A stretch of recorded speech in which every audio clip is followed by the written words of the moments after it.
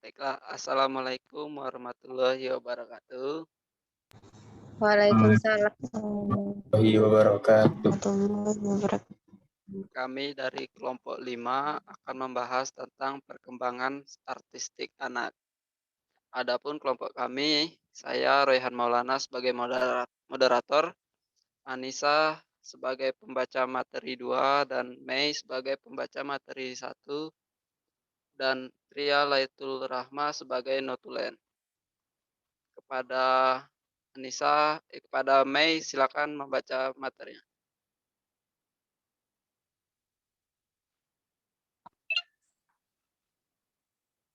karakteristik dan fase perkembangan anak. Masa anak-anak atau mid-childhood berlangsung antara usia 6 sampai 12 tahun. Masa ini sering disebut juga masa sekolah, yaitu masa matang untuk belajar atau masa matang untuk sekolah. Pada masa ini mereka menginginkan untuk menguasai kecakapan baru yang dapat diberikan oleh sekolah.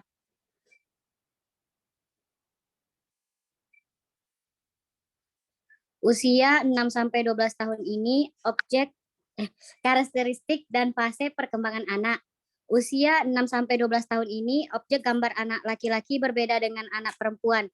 Hal ini ditegaskan oleh Fisher 1978/5 bahwa pada umumnya anak perempuan menggambar pemandangan atau landscape yang dilengkapi dengan binatang, pohon, bunga, bangunan, orang, dan matahari. Sementara itu, anak laki-laki menggambarkan suasana perang, mobil, perahu, atau kartun. Pada jenjang pendidikan sekolah dasar ini dapat diperinci menjadi 2 fase, yaitu masa kelas-kelas rendah sekolah dasar kira-kira umur 6,0 atau 7,0 sampai umur 9,0 atau 10,0. Masa kelas-kelas tinggi sekolah dasar kira-kira umur 9,0 atau 10,0 sampai umur 12,0 atau 13,0.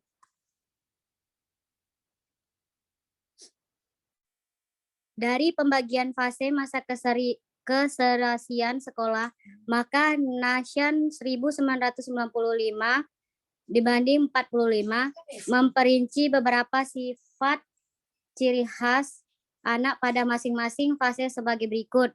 Masa kelas-kelas rendah sekolah dasar. 1.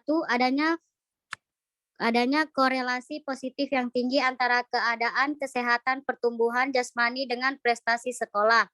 2. Adanya sikap yang cenderung untuk mematuhi peraturan-peraturan permainan yang tradisional. 3. Ada kecenderungan memilih sendiri. 4. Suka membanding-bandingkan dirinya dengan anak lain. Kalau hal itu dirasanya menguntungkan untuk meremehkan anak lain. 5. Kalau tidak dapat menyelesaikan sesuatu soal, maka soal itu dianggapnya tidak penting. 6. Pada masa ini, terutama pada umur 6,0 sampai 8, anak menghendaki nilai atau angka rapor yang baik, tanpa mengingat apakah prestasinya memang pantas diberi nilai baik atau tidak. Masa kelas-kelas tinggi sekolah dasar. Menjelang akhir masa ini telah ada minat terhadap hal-hal dan mata pelajaran khusus yang oleh ahli-ahli yang mengikuti teori faktor ditafsirkan sebagai mulai menonjolnya faktor-faktor sampai kira-kira umur 11. Anak membutuhkan guru atau orang-orang dewasa lainnya untuk menyelesaikan tugasnya dan memenuhi keinginannya. Setelah kira umur 11, pada umumnya anak menghadapi tugas-tugas dengan bebas dan berusaha menyelesaikan sendiri. Pada masa ini anak memandang nilai atau angka rapor. Anak-anak pada masa ini gemar membentuk kelompok sebaya. Lanjut.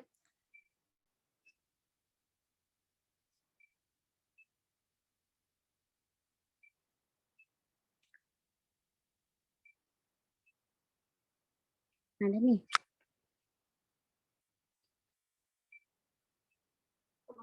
Gambarnya hilang. Udah. Tugas perkembangan atau development text anak usia sekolah dasar.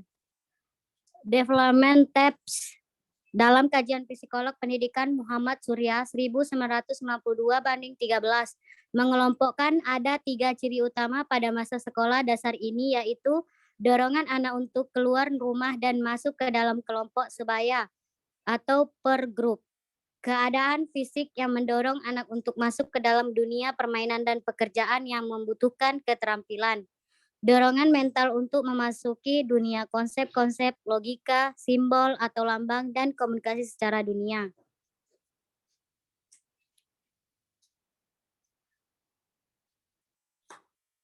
Oke, akan dilanjutkan oleh Anissa.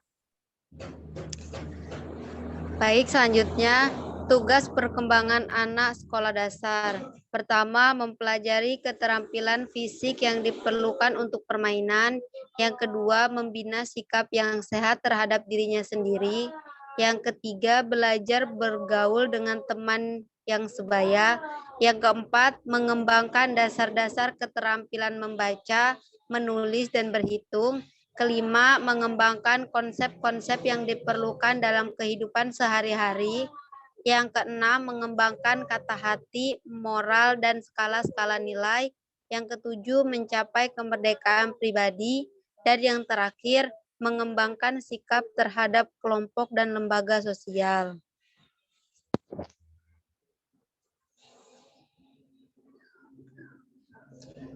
Teori perkembangan kanak-kanak oleh Lowenfeld dan Brittain. Usia 12 sampai 14 usia 2 sampai 4 tahun, yaitu peringkat scribbling. Kanak-kanak menghasilkan contengan secara rawa dan tidak terkawal. Mereka mulai melukis dari peringkat contengan kepada lukisan garisan lurus dan melintang kepada melukis bulatan. Umur 4-7 tahun disebut peringkat preschematik. Peningkatan daripada contengan bulatan kepada percobaan pertama untuk melukis objek yang terdapat di sekelilingnya dengan menggunakan garisan. Untuk 7-9 tahun, yaitu peringkat skematik. Lukisan mulai dihasilkan mengikut skema atau konsep tertentu. Penekanan lebih diberikan kepada cara penyusunan objek dalam image selain daripada image manusia dan objek yang terdapat di sekelilingnya. Untuk umur 9-12 tahun disebut peringkat Dawning realis. Kanak-kanak terus melukis dengan mengekalkan konsep dan skema tertentu. Image yang dilukis secara realistik dan teliti, image lukisan mulai mengecil dari segi size dan kanak-kanak mulai menunjukkan sifat kritikal dengan hasil karya sendiri. Dan umur 12-14 tahun disebut peringkat pseudonaturalistik. Pada peringkat ini, kanak-kanak mulai peka dengan konsep realistik di dalam menghasilkan lukisan. Mereka menitik beratkan konsep kedudukan dan size rasional image.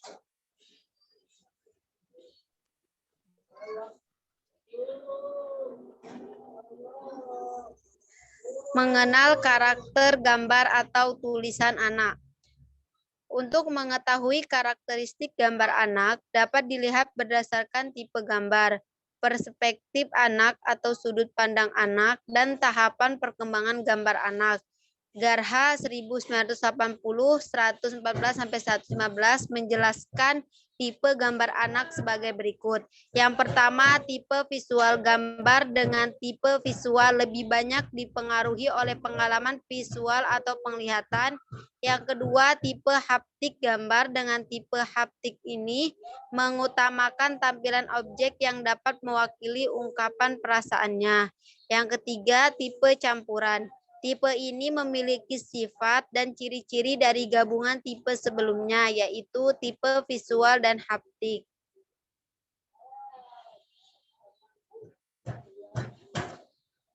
Lanjut.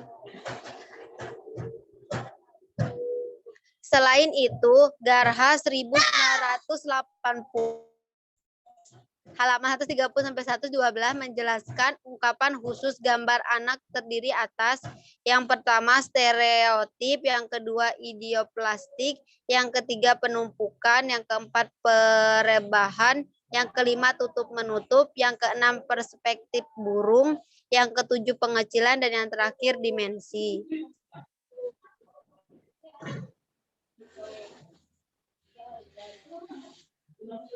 Lanjut.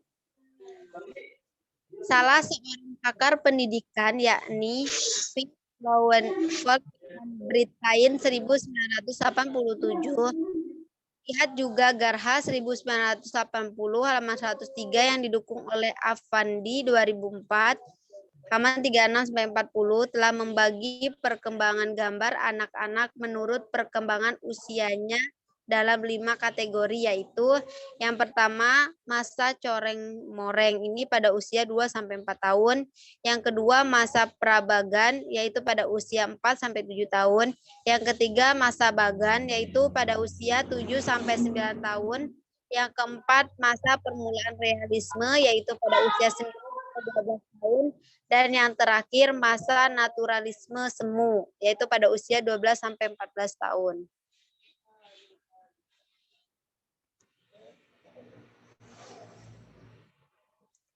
Karakteristik perkembangan dan implikasinya dengan pengajaran seni. Sebagai calon guru SD, sangat perlu mempelajari karakteristik perkembangan anak usia sekolah dasar serta implikasinya terhadap pembelajaran seni di SD. Uraian mengenai karakteristik umum dan implikasinya terhadap pembelajaran seni disajikan sebagai upaya untuk melakukan studi perbandingan dengan kondisi anak di sekolah.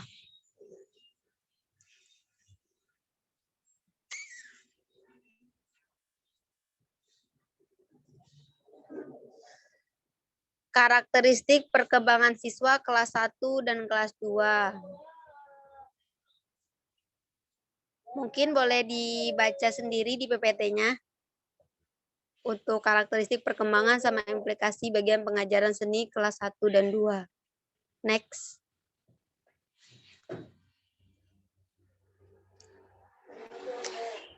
Terus ada juga karakteristik perkembangan siswa kelas 5 dan 6. Mungkin untuk pembeda dari karakteristik perkembangan dan implikasi bagi pengajaran seni juga bisa dibaca sendiri sama kawan-kawan di PPT-nya. Next. Terima kasih. Presentasi dari kelompok 5.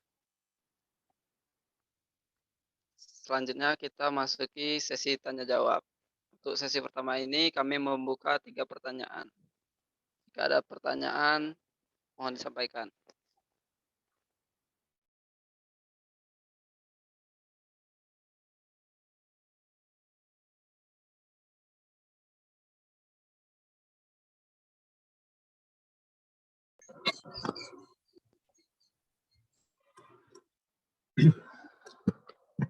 Assalamualaikum warahmatullahi wabarakatuh. Waalaikumsalam warahmatullahi wabarakatuh. Kami dari kelompok 6 yang beranggotakan saya Alwarul Karim Budi Utomo, Dewi Apriyanti, Novi Damayanti, Rahman Nur Hidayah, dan Uli Sugiyarti. Baiklah, kami akan mempresentasikan materi tentang apresiasi dan kritik seni yang akan dibacakan oleh Rahma. Pada Rahma dipersilakan.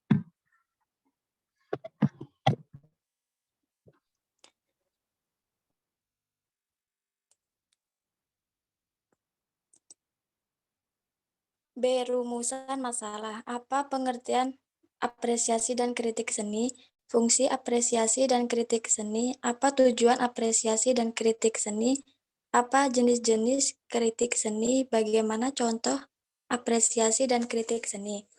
C. Tujuan permasalahan. Untuk mengetahui pengertian kritik karya seni, untuk mengetahui jenis-jenis kritik karya seni, untuk mengetahui fungsi kritik karya seni rupa, untuk mengetahui tujuan kritik karya seni rupa, untuk mengetahui contoh kritik karya seni rupa. Lanjut.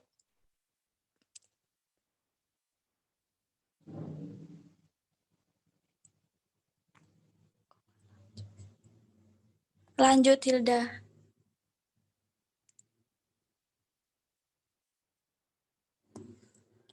A. Pengertian apresiasi seni. Apresiasi berasal dari bahasa Latin appreciatus yang artinya berupa penilaian terhadap sesuatu. Kalau dari bahasa Inggris disebut appraise yang berarti menentukan nilai, melihat karya, menikmati, lalu menyadari keindahan karya seni tersebut dan menghayatinya. Sehingga kegiatan apresiasi ini tidak hanya berhubungan dengan seni, tetapi apapun yang memang dapat diapresiasikan. Jadi apresiasi seni adalah suatu proses penghayatan suatu karya seni yang dihormati serta penghargaan pada karya seni tersebut dan pembuatannya. B. Fungsi apresiasi seni. Apresiasi dalam seni memiliki manfaat atau fungsi seperti yang sudah disebutkan mengenai pengertian dari apresiasi pada seni. Terhadap kegiatan mengenali, memberi penilaian, juga menghargai di mana akan mempengaruhi karya seni tersebut serta seniman atau pembuat seni yang terlibat. Lanjut.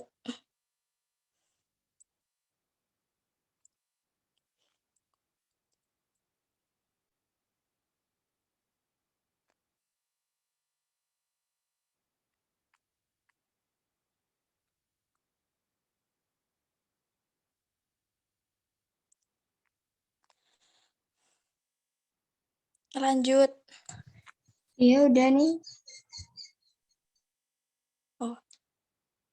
Ada 4 fungsi yang menjadi utama dan kamu kenali agar lebih memahami mengenai apresiasi pada seni. Keempat fungsi tersebut sebagai berikut. 1. Untuk meningkatkan kecintaan terhadap karya seni. Fungsi pertama adalah untuk meningkatkan kecintaan terhadap karya seni atau dapat juga dikatakan sebagai sarana yang mampu meningkatkan rasa cinta terhadap karya seni, khususnya karya seni yang dibuat oleh anak-anak Indonesia. 2. Untuk menciptakan penilaian. Fungsi yang kedua adalah untuk menciptakan penilaian. Penilaian ini berupa sarana dalam menikmati, memberi mendapatkan hiburan, serta menambah wawasan dan pengetahuan atau edukasi. Yang ketiga, untuk mengembangkan kemampuan. Fungsi ketiga adalah untuk mengembangkan kemampuan. Kemampuan yang merupakan keanggupan diri sendiri dapat berupa mampu menciptakan karya seni atau lain-lain. 4. Untuk membangun hubungan. Fungsi keempat atau terakhir ialah untuk membangun hubungan. Hubungan tersebut berupa hubungan timbal balik yang positif antara pembuat seni dengan penikmat seni.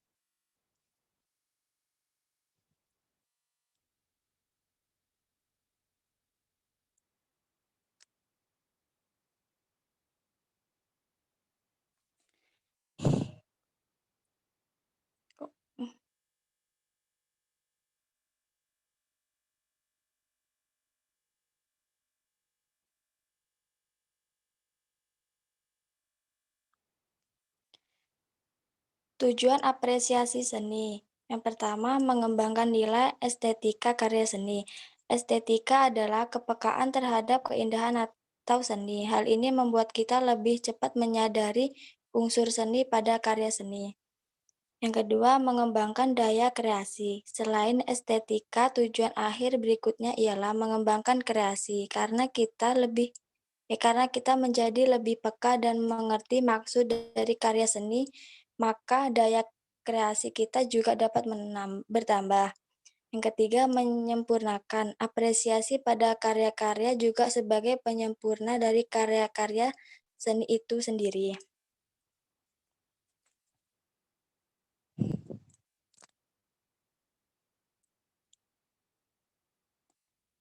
D. Tingkatan apresiasi. Yang pertama, tingkat empati. Yang kedua, tingkat estetis. Yang ketiga, tingkat kritik. Contoh apresiasi seni. Contohnya ada seseorang penikmat seni yang diundang untuk datang ke pameran seni yang digelar oleh beberapa seniman. Penikmat seni tersebut datang karena ini mengenal dan melihat hasil karya seni yang dipamerkan.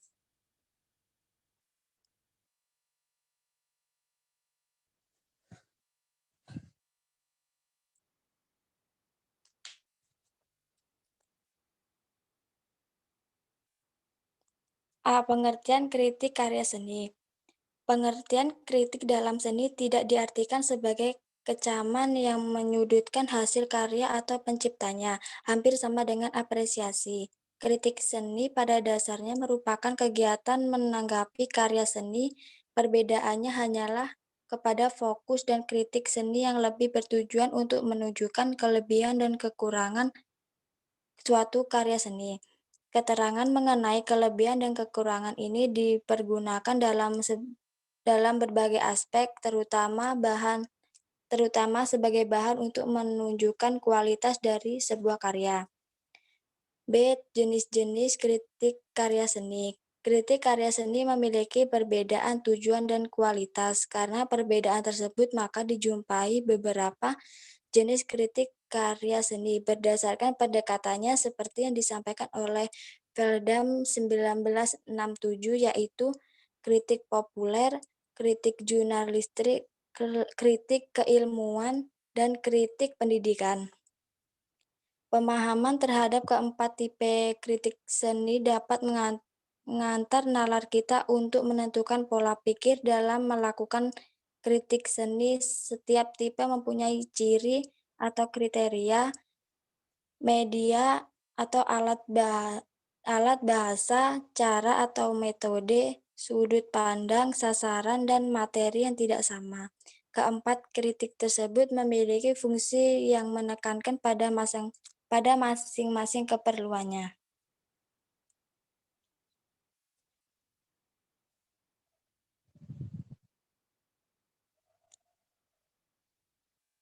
Selanjutnya akan dibacakan oleh Dewi Aprianti. Baik, fungsi kritik karya seni rupa. Kritik karya seni rupa memiliki fungsi yang sangat penting dalam dunia seni rupa dan dalam pendidikan seni. Fungsi kritik seni yang pertama dan utama ialah menjembatani persepsi dan apresiasi artistik dan estetik karya seni rupa antara pencipta, karya, dan penikmat seni. Komunikasi antara karya yang disajikan kepada penikmat seni membuahkan interaksi timbal balik antara keduanya. Bagi perupa, kritik seni berfungsi untuk mendeteksi kelemahan, mengupas kedalaman, serta membangun kekurangan pada karya seninya. Sedangkan bagi apresiator atau penikmat karya seni, kritik seni membantu memahami karya, meningkatkan wawasan dan pengetahuannya terhadap karya seni yang berkualitas. Jenis-jenis kritik karya seni.